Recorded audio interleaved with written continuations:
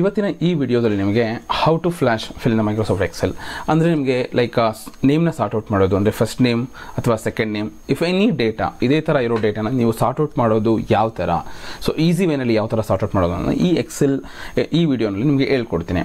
So example ನಿಮಗೆ ಇಲ್ಲಿ ನೋಡಿ, first name, last name and full name.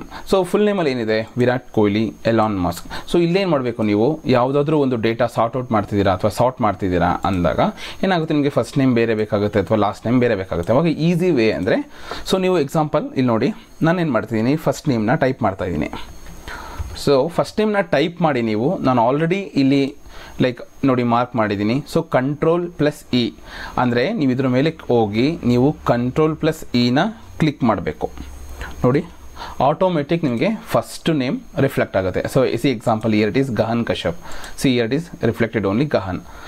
Anusha Narayan, see here it is only reflected Anusha. So ನಿಮಗೆ ಈ ಥರ first name Elon Musk, Elon ಅನ್ನೋದು ಮಾತ್ರ ರಿಫ್ಲೆಕ್ಟ್ ಆಗ್ತಿದೆ. ಅದೇ ಥರ ನಿಮಗೆ ಲಾಸ್ಟ್ ನೇಮ್ ಬೇಕು ಅಂದರೆ ಇಲ್ಲಿ ನೀವೇನು ಮಾಡಬೇಕು, ಲಾಸ್ಟ್ ನೇಮ್ನ ಟೈಪ್ ಮಾಡಬೇಕು. ಸೊ ಇಲ್ಲಿ ನೋಡಿ ನಾನು ಟೈಪ್ ಮಾಡ್ತಾ ಇದ್ದೀನಿ, so Kohli.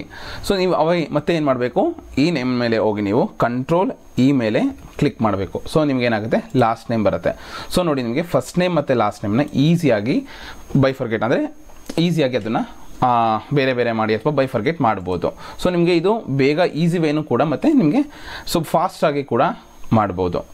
Thank you for watching this video. Please subscribe my YouTube channel.